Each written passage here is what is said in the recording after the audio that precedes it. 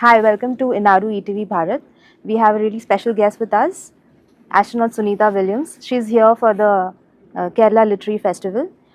It's Asia's largest literary festival, and you're also doing a session with children. Tell us about it. Yeah, I'm really excited. So part of the opening remarks this morning, or I'm sorry, part of the opening remarks this evening, as well as a little preview of what's to come. But tomorrow is all students, so I'm excited. So there'll be a group of younger students and then a group of older students, so we can have some time for Q&A with the kids and just really get into what's exciting about space exploration right now. So you're kind of passing the baton on with your mentees and with these things you're doing with children over here and in the US. Yeah, absolutely. It's obviously, I think my retirement was out there in the news a little bit, and I retired at the end of the year, actually, and just happy to do that because I know that space agencies are in, good hands right now.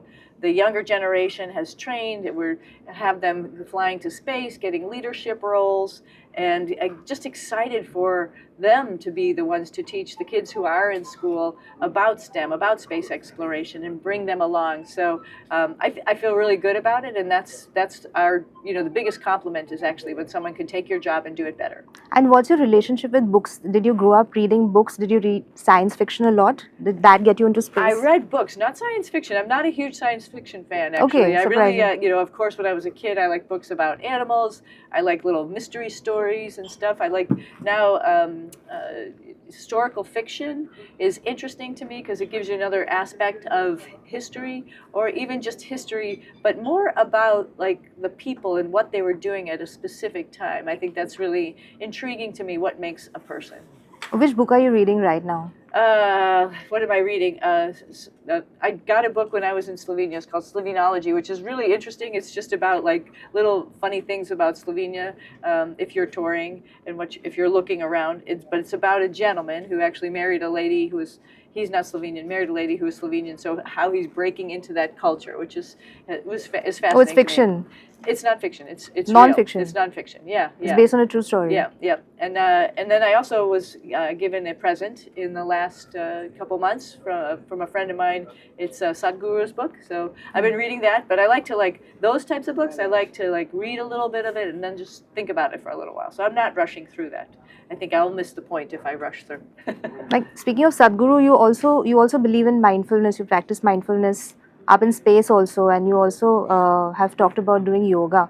Did that keep you centered in those 9 months? Absolutely. I mean, I think I think we're very lucky in space also because we get the view out the window. I mean, how centered can you be when you look at our whole planet with everybody every person, every plant, every animal that's right there in front of you on that planet. So of course it keeps you centered because you always obviously start to think about your place and what is really the higher meaning. My father and I had some conversations like this at times.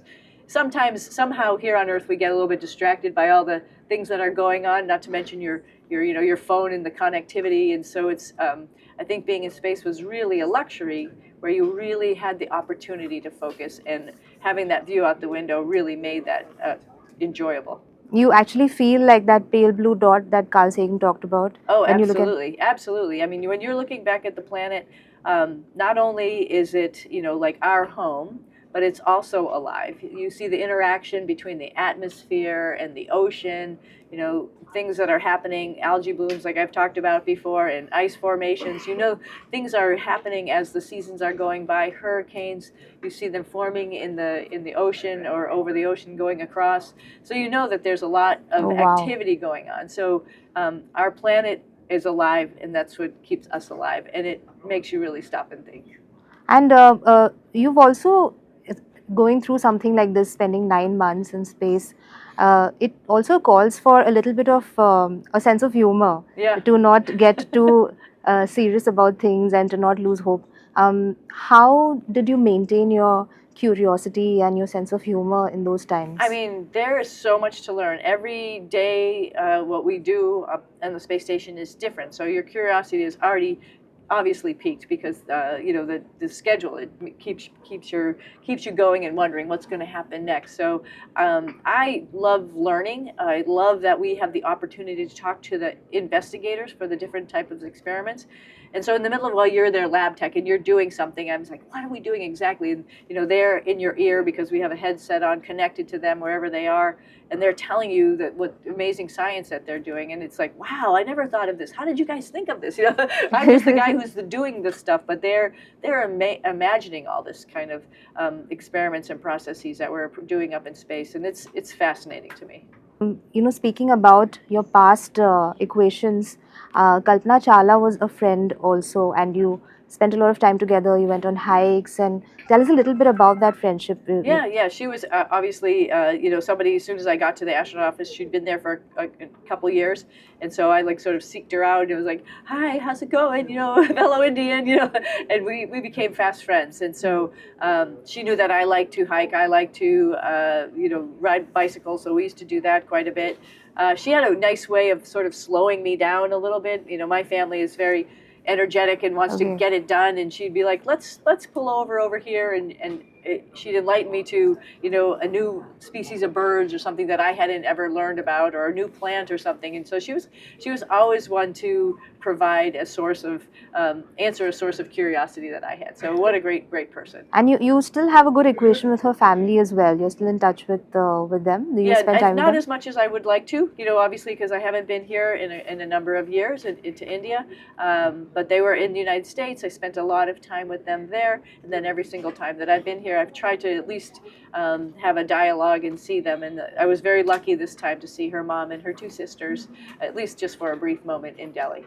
And we hope you keep visiting India, and we wish you a great stay at KLF and a great session as well. Absolutely. I'm excited to talk to the kids. And keep inspiring all of us. Thank you. Thank you.